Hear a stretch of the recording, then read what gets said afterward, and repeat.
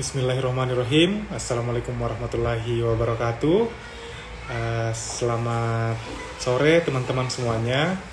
Selamat mengikuti acara hari ini. Kita ada acara bincang genota lagi, sambil menemani teman-teman semua ngabuburit puasa hari ini. Jadi hari ini kita sudah di 11 Ramadan. Nah, di 11 Ramadan ini kita hadir lagi untuk memberikan atau berbincang-bincang dengan para narasumber kita mengenai topik-topik yang berhubungan dengan pendidikan. Untuk hari ini narasumber kita adalah Dr. Sofia Ramdhani.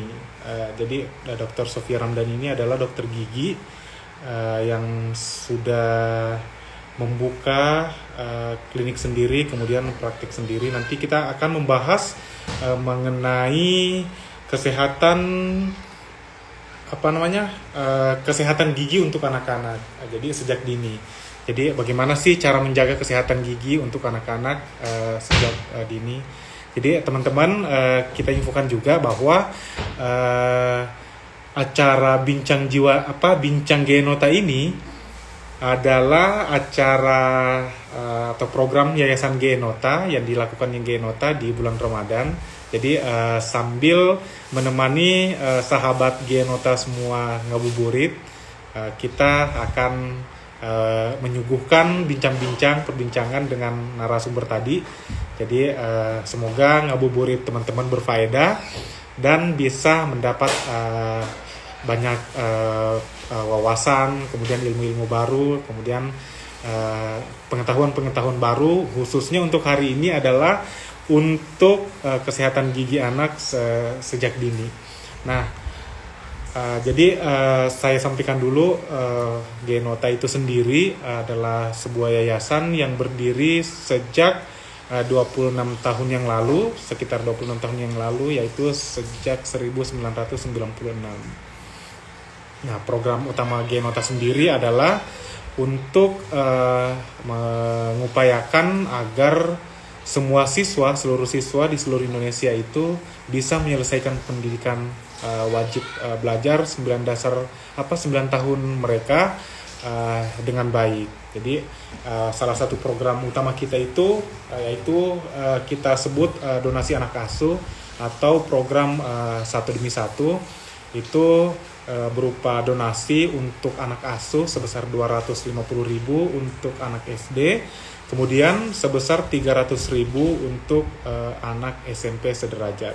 Nah, oke teman-teman, jadi kita sampaikan lagi untuk sore ini kita akan ngabuburit sambil berbincang dengan salah satu dokter gigi di Indonesia, Dr. Sofia Ramdhani, dengan tema menjaga kesehatan gigi untuk anak-anak sejak dini.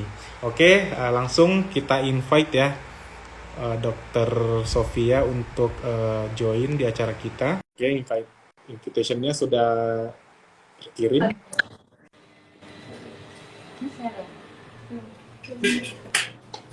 Halo, selamat sore Halo, Dr. Ya. selamat sore, sahabat Dokter, Genota. sehat Halo, ya, Dok ya? maaf ya, ini koneksinya putus-putus ya? Koneksi Suaranya dokter. iya. Koneksi Darwis. Oke, enggak sih. Di saya Udah oke ya, ya. aman ya? Aman, aman. Tapi kedengeran dengan jelas suara saya dok ya. Iya, jelas. Oke deh. Nah, teman-teman kita perkenalkan lagi. Jadi Dokter Sofia ini adalah dokter gigi. Saat ini berdomisili di Surabaya. Jadi bayangkan teman-teman untuk acara ngabuburit sore ini untuk bincang genota, bela-belain live dari Surabaya ya. Terima kasih ya Dokter Sofia untuk kesediaannya untuk join hari ini. Sama-sama. Jadi Dokter Sofia, untuk hari ini kita akan membahas mengenai masalah kesehatan gigi untuk anak-anak sejak. Jadi saya sampaikan dulu beberapa data ya. Jadi data dari riset kesehatan dasar atau Riskesdas 2018 2019 itu menunjukkan bahwa 93% dari anak usia dini itu mengalami berlubang atau masalah lah pada giginya gitu kan. Jadi dari data itu mungkin ya kami dari GM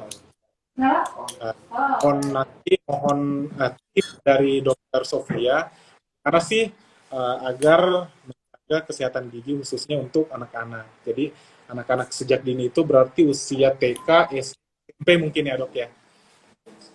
Nah oke dok. Under 12 tahun pokoknya anak-anak itu. 12 tahun ya dok ya. Iya. Oke. Di bawah itu. Mungkin dok kita mulai saja kali ya. Yang pertama mungkin Dokter Sofia bisa menggambarkan bagaimana sih kondisi kesehatan gigi anak-anak di Indonesia untuk saat ini ya dokter ya. Jadi mungkin sesuai pengalaman atau pengetahuan Dokter Sofia selama ini praktek sebagai dokter gigi dok. Silakan dok.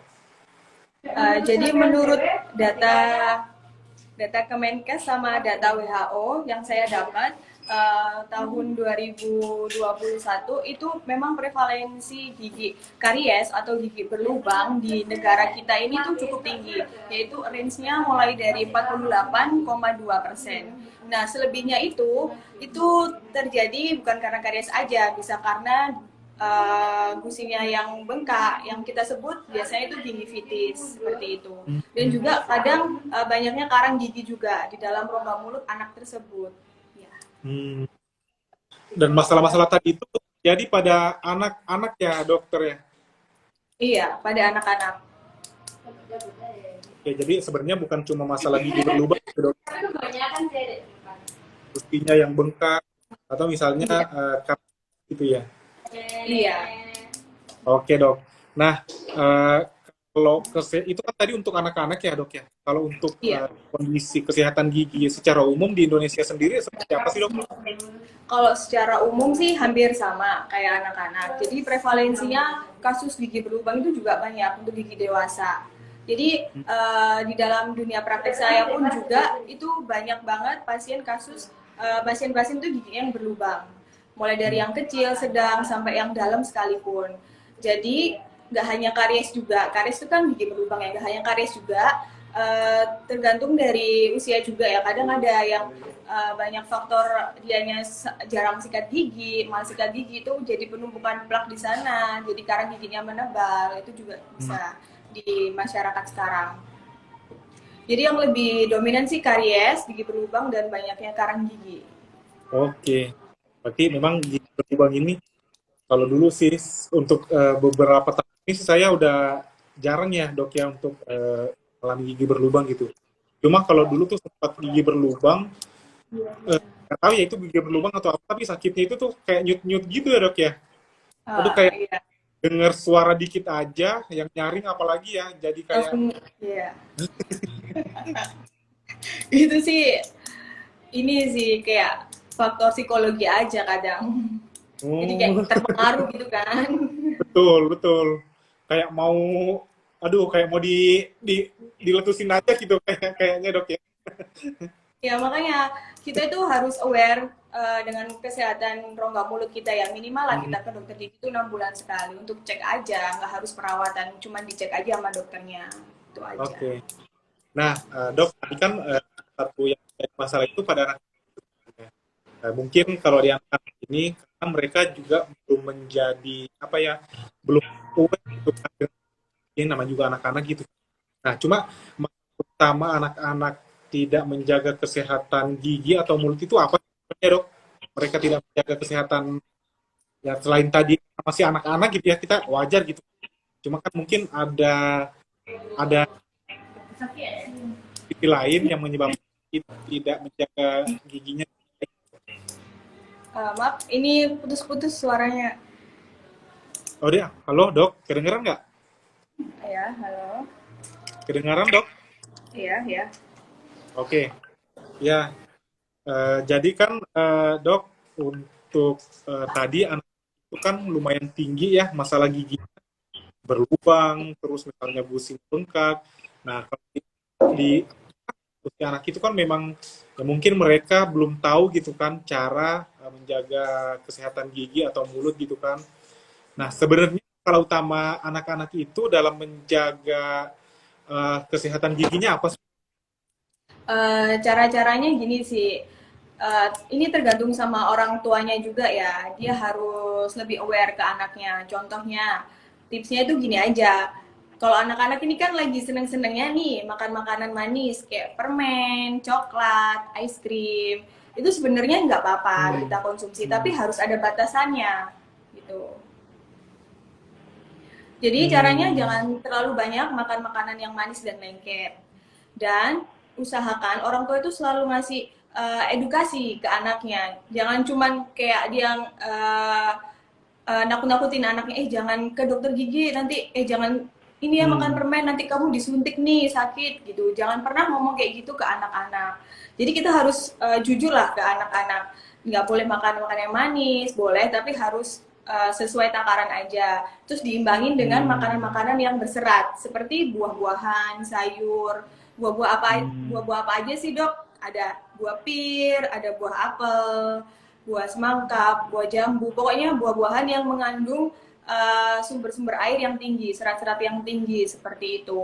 Dan jangan lupa ajarin anak-anak itu gosok gigi minimal 2 hari, sekali sehari 2 kali gitu kan, sehari 2 kali. Yaitu yang pertama setelah makan pagi dan yang kedua sebelum tidur gitu. Dan jangan Oke. lupa itu setelah kita menggosok gigi itu kita harus ajarkan ke anak-anak caranya berkumur tuh seperti apa. Itu jangan cuma gosok gigi tapi terus nanti pasta giginya ketelen sama anaknya kan kasihan juga. Jadi kita ajarkan caranya untuk berkumur seperti apa. Tuh. Dan Oke. jangan lupa Oke. kita pilih pasta gigi yang mengandung fluoride. Karena pada anak kecil tuh struktur enamelnya atau struktur lapisan terluar anak itu tuh sangat rentan terhadap bakteri atau plak yang menempel di situ. Jadi strukturnya itu masih belum sekeras struktur enamelnya orang dewasa. Gitu. Jadi kita menganjurkan pasien-pasien anak itu untuk menggunakan pasta gigi yang mengandung fluoride gitu. Supaya biar enamelnya biar kuat, kuat banting lah dalam Hmm. artiannya. Gitu. Hmm. Jadi sebenarnya memang kebiasaan-kebiasaan anak-anak ya dok ya yang banyak sebenarnya kayak permen gitu ya yang menjadi penyebab Iya, utamanya gitu ya. Hmm. Maaf dok, suara saya tadi udah bagus nggak kedengarannya dok? Tadi sempat iya udah, putus-putus kan? iya Oke oke, udah maaf kayak tadi. bagus. Ya. Jadi kalau begitu saya ulangi dulu, takut ada miss nanti ini di peserta join kita hari ini. Jadi teman-teman hari ini kita join dalam acara Bincang Genota bersama Dokter Sofia, Dokter Gigi, eh, untuk membahas mengenai bagaimana sih mencegah atau misalnya mengatasi masalah gigi pada anak-anak gitu, pada di sejak usia dini gitu ya dok ya. Jadi kita lanjut dok. Nah ini kita langsung bacakan pertanyaan aja nih dok. Ini ada satu dari Biru Anjani. Cara biar anak-anak seneng gosok gigi tanpa disuruh gimana dok? Oh boleh. Jadi begini nih, ajarkan gini aja, gampang-gampangnya aja nih ya. Dampingi anak itu untuk menggosok gigi. Semisal ajarin anak-anak sama orang tuanya, barengan gitu gosok giginya. Pokoknya buat suasananya itu senyaman mungkin. Kalaupun bisa dari lagu-lagu, itu kasih contoh dari situ. Gitu. Kalau enggak, pakai ini media kaca, kaca Hmm. seperti ini. Nanti biar anak melihat giginya seperti apa, gosok giginya caranya. Hmm. Jadi sambil lihat sambil dia gosok gigi seperti itu. Kalau lagi gitu Hmm. orang tuanya nih hadap-hadapan bawa gosok gigi terus sama-sama gosok gigi. Pokoknya dibuat semenyenangkan mungkin lah dengan nyanyi-nyanyian atau apa itu. Hmm. Gitu. Hmm. Pokoknya having fun aja, jangan sampai dipaksa. Kalau kalau ke anak saya sendiri ya, jadi dia tuh dari mulai kecil itu udah aku pegangin yang namanya sikat gigi. Entah itu dia mau waktunya sikat gigi atau enggak, dia aku pegangin ini karena biar apa sih? Biar dia itu bisa explore sendiri, dimasukkan sendiri sambil dia Hmm. melihat YouTube, terus dia Hmm. aplikasiin sendiri. Pokoknya kalau dia udah terbiasa, setelah dia udah terbiasa, kita kasih nih pasta gigi di sini, pasta gigi itu sih akan lama kelamaan dia pasti akan terbiasa tanpa ada paksaan gitu aja. Hmm. Kalau anak semakin dipaksa dia semakin berontak gitu aja sih. Pokoknya senyaman mungkin aja lah. Kan yang lebih tahu anak kita kan kita sendiri sebagai orang tua, gimana cara menyikapinya ke anak itu seperti itu. Oh, ya. Jadi balikin lagi sebenarnya ke orang tuanya gitu, Dok ya. Iya, yang lebih ngerti kan pasti orang tuanya yang ada di sampingnya dia. Betul. Kalaupun dia seneng yang lihat dari film, ya setelin aja film-filman gitu tentang cara menggosok gigi. Itu sih. Oh, jadi misalnya sambil diputarkan video gitu, Dok ya. Dia sambil Iya, gosok gigi gitu deh ya. iya. Ah, Dan sekarang anak-anak kan canggih nih ya, udah sering lihat YouTube gitu. Kasihlah edukasi YouTube tentang cara gosok gigi, tentang apa. Jangan cuman tentang animasi-animasi gitu. Sedikit lah yang ada edukasinya gitu. betul, Pasti betul, bisa. betul, betul.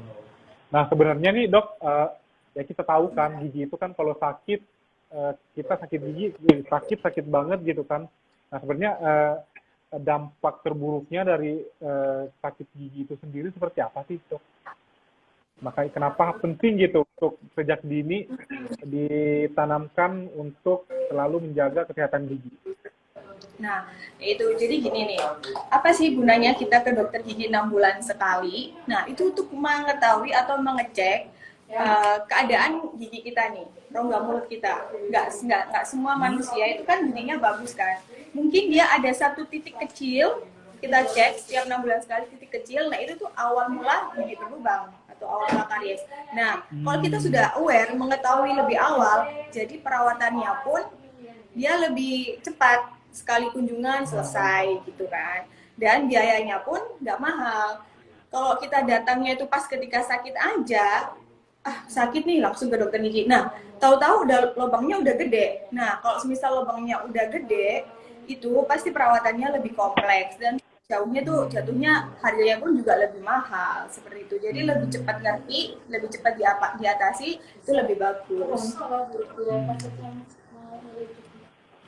Jadi memang sebenarnya solusi terbaiknya itu, Dok, datang sesegera mungkin gitu ya, sesegera mungkin ke dokter gigi ya. Iya. Gitu. Walaupun misalnya cuma Segera kayak mungkin. untuk ngecek doang gitu ya. Iya, nggak apa-apa. Kita ngecek doang aja, kita udah seneng gitu kan. Oh, ternyata ada pasien nih yang aware amat kesehatan gigi mulutnya. Jadi memang tingkat kesadaran masyarakat Indonesia sekarang ini dia nggak tinggi untuk masalah rongga mulutnya. Mereka lebih sering ke ini ya, ke penampilan dari luar aja, tapi dalamnya itu wow, surprisingly gitu. Bagus, Dok. Nah, ada pertanyaan juga nih, Dok. Ada nggak sih pasta gigi atau misalnya produk pasta gigi yang paling aman gitu untuk digunakan untuk anak-anak? Ini boleh lah ya kita sebut komersialnya ya. Oh ya boleh. Jadi semua pasta gigi itu aman untuk anak-anak asal yang mengandung fluoride ya, mengandung fluoride. Di supermarket banyak sih yang jual, itu ada nih Pepsodent Kids untuk gigi anak itu ada untuk anak-anak. Jadi kandungan fluoride-nya itu udah ada takarannya sesuai dengan usia anak-anak, itu aja. Ada Pepsodent, soalnya anak saya juga pakai itu. Tapi sebenarnya ada juga ya, Dok ya, produk pasta gigi itu yang nggak sesuai untuk anak-anak gitu. Jadi orang tuanya tetap harus selektif juga gitu mungkin ya, Dok ya. Apa Iya, saya salah apa gimana? soalnya iya ada beberapa pasta gigi itu yang nggak mengandung fluoride. Jadi orang tuanya sih, kembali ke orang tuanya, dia harus baca komposisinya. Kadang cuman ada perasanya aja, kayak merek-merek anak-anak bayi itu kan ada tuh, tapi itu nggak mengandung fluoride. Jadi sangat disayangkan gitu loh. Harusnya dari mulai kecil, dari mulai dia udah bisa makan, harus ini dapat pasta gigi yang mengandung fluoride gitu. Nggak hanya yang buat perasa-perasa aja.